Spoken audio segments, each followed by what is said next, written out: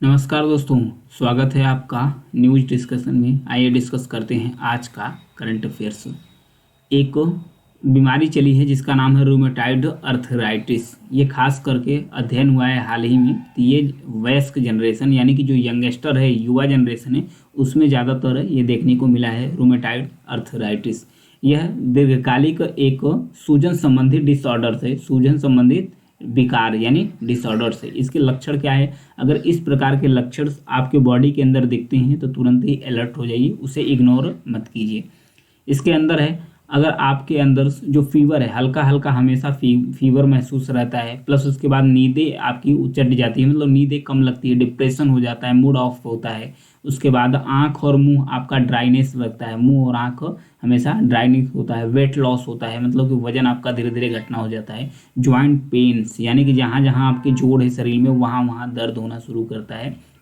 उसके साथ साथ ज्वाइंट पेन, प्लस उसके बाद जहाँ जोड़ है वहाँ पर टच करने पर गर्म फील होता है, टच करने पर गर्म फील होता है। एड़ियाँ भी बहुत तेज़ी से दर्द करती है।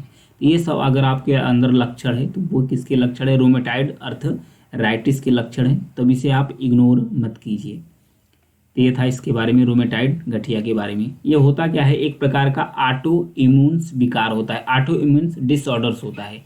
ये कैसे काम करता है कि अगर आपके अंदर अगर इस प्रकार की बीमारी हो जाती है, रूमेटाइड गठिया यानी अर्थराइटिस की, तो आपके अंतर्गत जो ऑटो इम्यून डिसऑर्डर है, ये जो आपके अंदर इम्यूनो सिस्टम है, इम्यूनो सिस्टम मतलब जो आपकी प्रतिरक्षा प्रणाली है, उस पर ही धीरे धीरे अटैक करना शुरू कर देता है। जिससे होता क्या है, आपका खुद का ही इम्यूनो सिस्टम जो आपके अंदर टिश्यूज होते हैं यानी कि जो उत्तक होते हैं, उसे मारना शुरू कर देता है, उस पर हमला करना शुरू कर देता है। ये थे इसके सिम्टम्स। और भी इसके रीजन समझते हैं, कारण। एक स्वस्थ व्यक्ति के अंदर जो बैक्टीरिया होते हैं, वायरस होते हैं, वो जो भी आक्रमणकारी बैक्टीरिया होती है उससे लड़ते हैं, आपको स्वस्थ रखने में मदद करते हैं, आपको इम्यून सिस्टम भी मजबूत करते हैं। अगर इस प्रकार का डिसीज हो जाता है, आपको डिसऑर्डर हो जाता है, तो आपको समस्याएं हो जाती है। इसके लक्षण वही है, गर्म सूजे हुए जोड़, और उसके बाद जोड़ों में अकड़न भी होता है, सुबह में और भी निष्क्रिय हो जाता है, थकान, बुखार, भूख में कमी, ये सब सारे सिम्टम्स आपको दिखते हैं तो आप जानिए कि आपको रूमेटाइडिस अर्थराइटिस है। ये रिस्क किसको है? रिस्क सबसे ज़्यादा जो पुरुष है, पुरुष की तुलना में जो महिला होता है, महिलाओं को रूमेटाइड गठिया यानी कि रूमेटाइड अर्थराइटिस अधिक होता है। अगर आयु की बात की जाए तो मध्य आयु जो होती है, मध्य आयु मतलब जो बीच की आयु होती है, वयस्कों में ये ज़्यादातर देखने को मिलता है।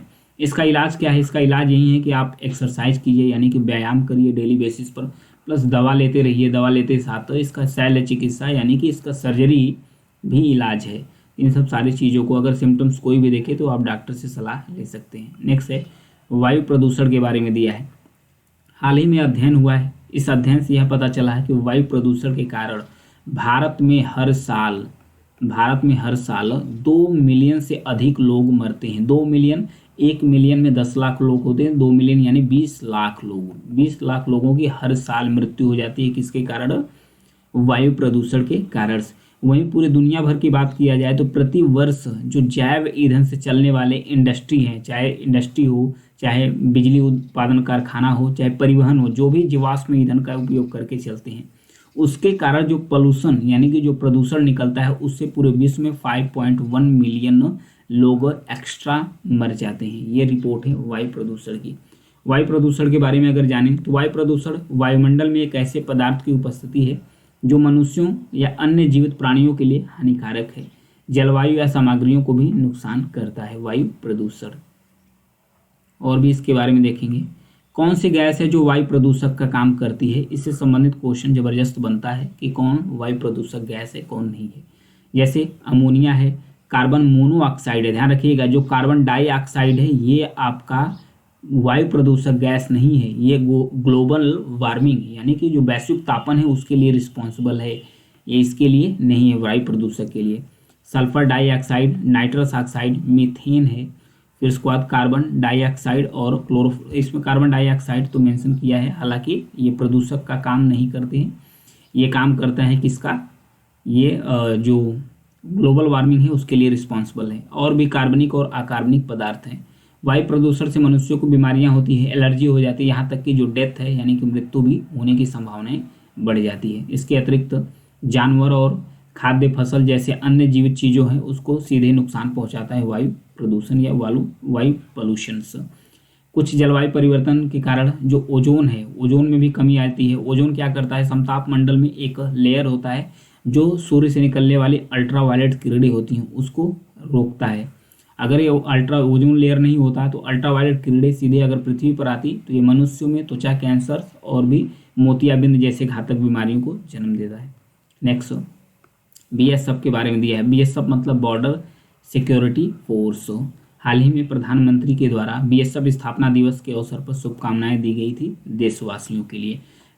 बीएसएफ की स्थापना कब हुई थी? 1 दिसंबर 1965 को हुई थी। कब हुई थी? 1 दिसंबर 1965 को हुई थी। तो वो अपने एक्स यानी कि ट्विटर अकाउंट पर पोस्ट किए थे देशवासियों को। तो आइए जानते हैं बीएसएफ जो होती है वो पाकिस्तान का जो बॉर्डर है भारत से शेयर करता है और बांग्लादेश का जो बॉर्डर है उस बॉर्डर्स पर बीएसएफ फोर्स लगी रहती है, तैनात रहती है, बॉर्डर सिक्योरिटी फोर्स। बांग्लादेश पर क्यों? क्योंकि पाकिस्तान जो बांग्लादेश है ये पहले पूर्वी पाकिस्तान था, 1971 के बाद बांग्लादेश बना, तो दोनों जगहों पर बॉर्डर सिक्योरिटी फोर्स लगाई जाती है। इसके बारे में स्थापना हुई है 1 दिसंबर 1965 में, जब भारत पाकिस्तान के बीच में युद्ध हुआ था। 1965 का भारत पाकिस्तान में युद्ध हुआ था, उसके बाद ही इसका गठन हुआ था। यह गृह मंत्रालय के तहत है, यानी कि जो होम मिनिस्ट्री है उसके अंतर्गत यह कार्य करती है। इसमें जो भारत की जो 7 केंद्रीय एजेंसियां हैं, इसमें 5 लिख गया है मिसप्रिंट, 7 जो केंद्रीय सशस्त्र पुलिस बल है उसमें से एक है बीएसएफ। अन्य कौन है? एआर है। एआर मतलब असम राइफल्स, असम राइफल है। भारत तिब्बत सीमा पुलिस है यानी कि आईटीबीपी है। उसके साथ साथ केंद्रीय औद्योगिक सुरक्षा बल यानी सीआईएसएफ है, सीआईएसएफ है। उसके बाद केंद्रीय रिजर्व पुलिस बल है सीआरपीएफ, केंद्रीय रिजर्व पुलिस फोर्स। उसके साथ साथ सशस्त्र सीमा बल एसएसबी है। ये सब सारी चीज़ भारत को कौन सी है? जो केंद्रीय सशस्त्र पुलिस बल है उसके अंतर्गत आती है, उसमें बीएसएफ भी है। उसमें बीएसएफ यानी बॉर्डर सिक्योरिटी फोर्स भी है। ये भारत की सीमाओं को सुरक्षा के साथ साथ जो आपदा होती हैं उससे भी निपटने में ये काम करते हैं। भारतीय सेना के साथ साथ जो नियंत्रण रेखा है LOC है, यानी जो पाकिस्तान के साथ बॉर्डर है, लाइन ऑफ कंट्रोल, वहाँ पर तैनात रहते हैं। और जो बीएसएफ नक्सल प्रभावित एरिया है वहाँ पर भी इसके कैडर्स को तैनात किया जाता है। बीएसएफ के जो अधिकारी होते हैं उनका अपना खुद का एक कैडर होता है। उसके जो महानिदेशक होते हैं यानी कि जो डीजी होते हैं, डायरेक्टरेट जनरल्स होते हैं, जो डीजी होते हैं, उसके लिए इनके जो आईपीएस अधिकारी होते हैं इंडियन पुलिस सर्विस के, उसी अधिकारियों में से छांट कर जाते हैं जो बीएसएफ के डीजी बनते हैं। यह बॉर्डर के साथ साथ जो प्राकृतिक आपदा है उसके खिलाफ जो अभियान है वो भी चलाते हैं। हर साल अपनी प्रशिक्षित जनशक्ति यानी कि बीएसएफ का एक प्रशिक्षित टुकड़ी हर साल संयुक्त राष्ट्र की जो शांति मिशन है उसमें भी भेजे जाते हैं बीएसएफ को। ये था उसके बारे में। नेक्स्ट बढ़ेंगे। भारत मौसम विज्ञान विभाग यानी IMD, इंडियन मेट्रोलॉजिकल डिपार्टमेंट्स, इसके द्वारा हाल ही में भविष्यवाणी की गई है कि मध्य प्रदेश और महाराष्ट्र में दोनों जगह गरज के साथ भारी बारिश होगी। उसके साथ साथ यह भी फोरकास्ट यानी भविष्यवाणी की गई है तटीय तमिलनाडु, पुडुचेरी, कराईकल, केरल और अलग अलग स्थानों पर भारी वर्षा की भविष्यवाणी की गई है। भारत मौसम विज्ञान विभाग के बारे में अगर जानेंगे तो इसकी स्थापना 1875 में हुई थी। ध्यान रखिएगा, आज़ादी के पहले हुआ था इंडियन मेट्रोलॉजिकल डिपार्टमेंट का। यह पृथ्वी विज्ञान मंत्रालय के तहत काम करता है। इसका जो हेड क्वार्टर्स है, IMD का जो हेड क्वार्टर्स है यानी मुख्यालय है वो कहाँ पर है? नई दिल्ली में, न्यू दिल्ली में। यह देश का राष्ट्रीय मौसम विज्ञान सेवा काम करता है। यह मौसम विज्ञान और संबंध जो विषय है, इससे संबंधित जो विषय है उससे मामलों की जानकारी के लिए, उसके संबंधित जो भी मामला होता है उसके लिए एक सरकारी एजेंसी के रूप में काम करती है। उद्देश्य क्या है IMD का, इंडियन मेट्रोलॉजिकल डिपार्टमेंट का? यही है जो कृषि है, सिंचाई है, शिपिंग है आदि जैसी मौसम संवेदनशील गतिविधियों के लिए जो इष्टतम संचालन के लिए मौसम संबंधी जो भी रिसर्च ऑब्जर्वेशन होता है वो उसका पूर्वानुमान बताती है। उसके साथ साथ जो गंभीर मौसम संबंधी घटनाएं होती हैं जैसे उष्णकटिबंधीय चक्रवात, धूल भरी आंधियाँ, भारी बारिश और बर्फ, ठंड और गर्मी की लहरें, इन सब सारी चीज़ों को चेतावनी देता रहता है। तो ध्यान रखिएगा मौसम विज्ञान विभाग के बारे में, IMD के बारे में। ये 4 प्रकार के कलर कोड का इस्तेमाल करता है। IMD 4 प्रकार के कलर कोड का इस्तेमाल करता है, जैसे कि ग्रीन हो गया, जो ग्रीन सिग्नल होता है ये बताता है कि मौसम ठीक है, कोई दिक्कत नहीं है।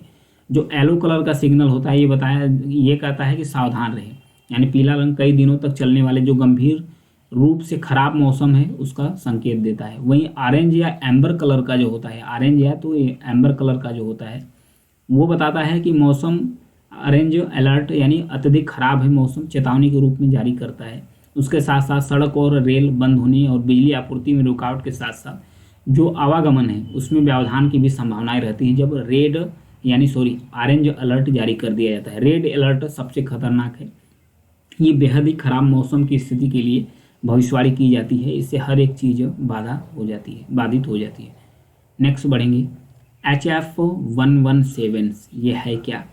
हाल ही में पहली बार इसे देखा गया है मिल्की वे आकाशगंगा के बाहर। आकाशगंगा तारों का झुंड होता है यानी समूह होता है, उसके बाहर देखा गया है एक अन्य तारा जिसका नाम है HH-1177। ये डिस्क आकार का है, डिस्क मतलब जो तस्तरी कलर का होता है उस आकार का है, इसे देखा गया। ये नवजात है, मतलब कि अभी इसका निर्माण हो रहा है। इसके बारे में अगर जानें थोड़ा तो यह HF जैसे विशाल तारा होता है जो तेज़ी से जीवित रहता है और कम उम्र में ही मर जाता है। ये कम उम्र में ही ये एक्सपायर कर जाता है क्योंकि ये इसका विस्तार जो होता है बहुत तेज़ी से होता है। जितने तेज़ी से ये बढ़ता है उतने ही जल्दी इसकी उम्र होती है एक्सपायर हो जाती है, यानी कि ख़त्म हो जाता है। और भी अगर इसके बारे में जानें तो इसकी शुरुआत कैसे होती है, ये निर्माण इसका कार्य कैसे शुरू होता है।